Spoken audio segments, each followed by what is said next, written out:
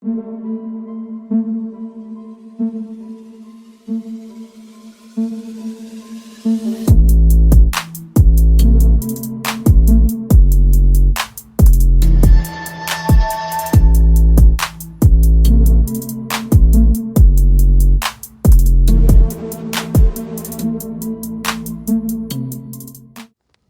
so first thing I got to do is get my soil ready to plant my seeds. So you can start with a seeding mix like this, or you can start with like a brick like this.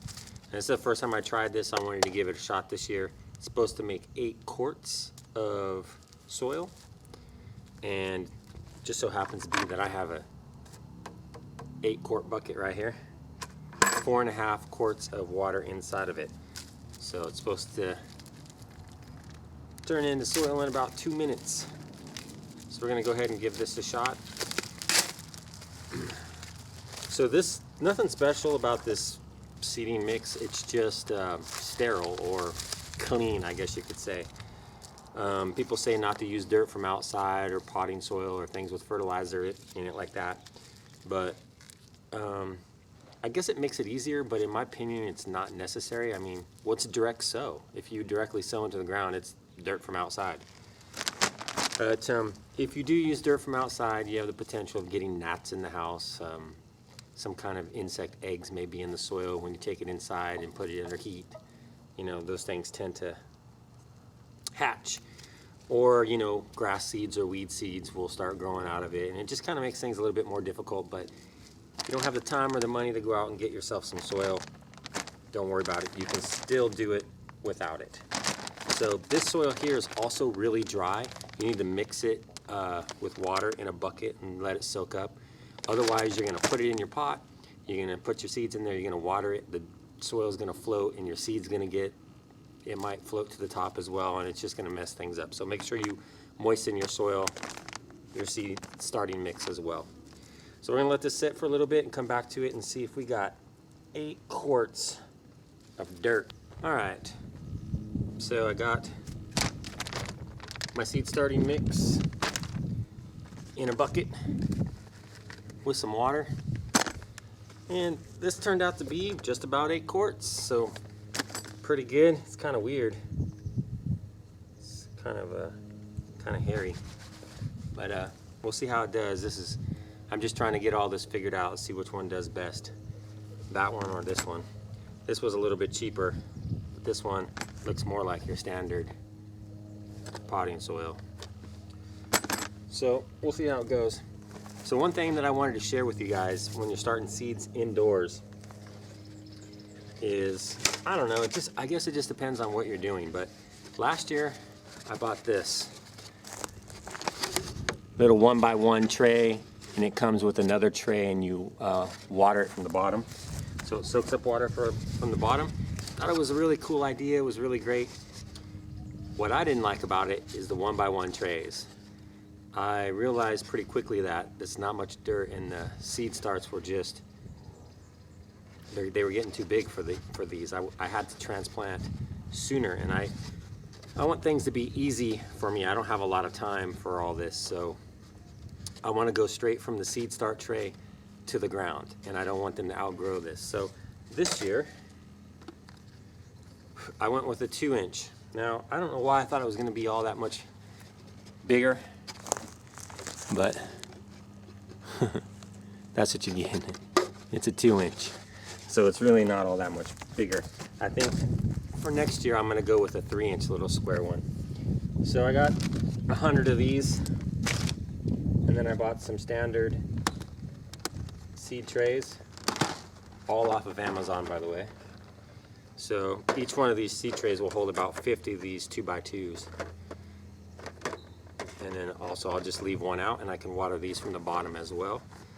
So I'm gonna go ahead and fill a bunch of these up and put dirt in it.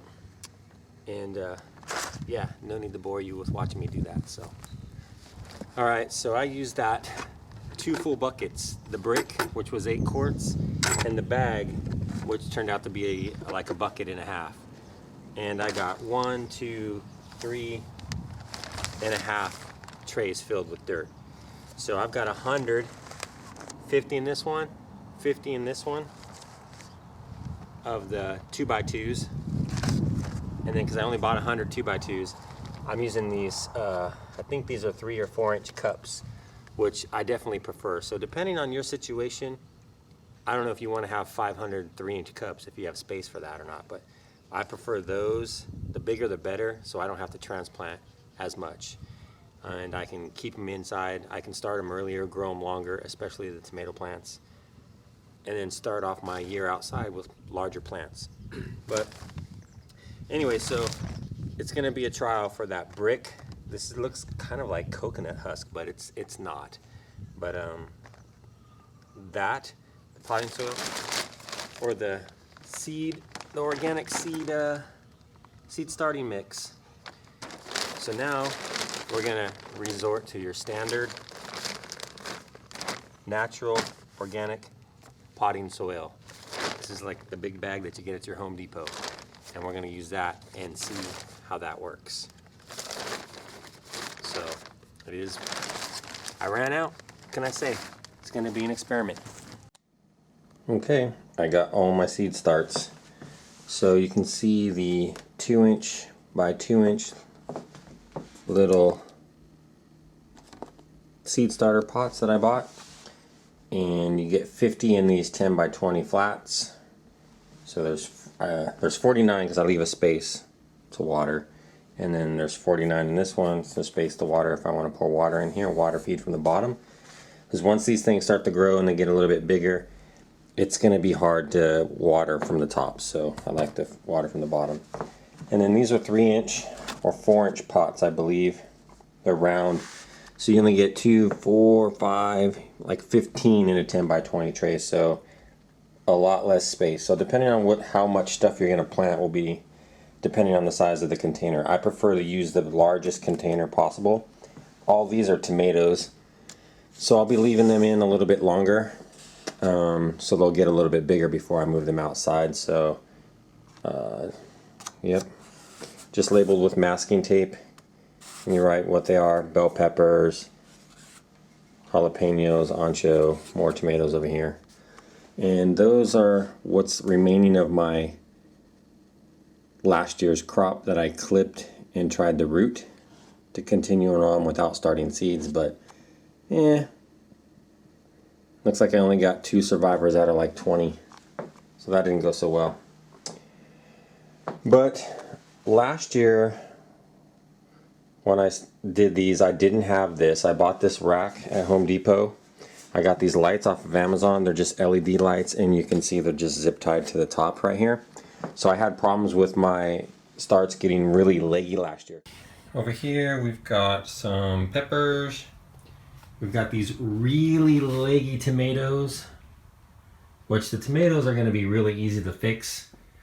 And then over here we've got some more tomatoes and some Spanish onions that pretty much just laid down. Some celery and kale and eggplant.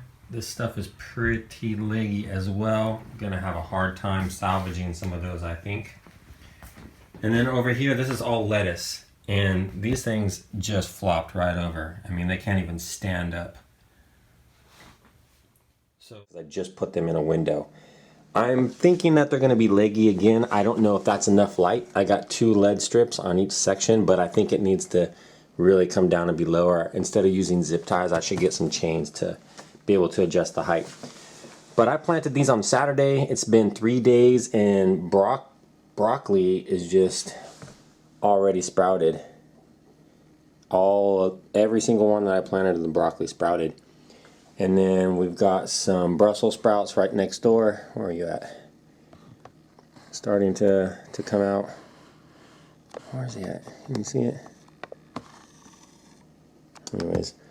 And then Chinese cabbage. They're also starting to sprout as well. So yeah. So the rack is inside just for the several weeks that we're going to be doing these starts, because it's 70 degrees in here. So it's really good for the starts. I don't have to worry about that. And then the lights. That's only going to be my question this year is, are they going to get leggy or are they not? Is this enough light? Do these LEDs work? I'll put a link in the description to these LEDs that I got. And yeah, you can just find this rack at any Home Depot. So there's my indoor seed starts for this year. So for germination, the soil difference doesn't seem to matter. This is broccoli. This is the sterile potting seed starting mix. And this is the almost like the cocoa fiber brick that I had to thaw. And every single one started, they all started at the same time. And you can see the Brussels sprouts next door. Same thing, they're all sprouted, no difference. Down here, Chinese cabbage again. Not really no difference. And then the potting soil is in the tomatoes. Those all take a little bit longer. But up here, the big rainbow, this one here is starting to sprout. It is in the cocoa fiber one. And then this is in the potting soil, and it's also got to start. So at this point, soil type doesn't really seem to matter. On a personal, just an opinion, the potting soil is more dense. The cocoa fiber is a lot lighter, so easier for the seeds to start. But they all do their thing, regardless of the type of soil so far.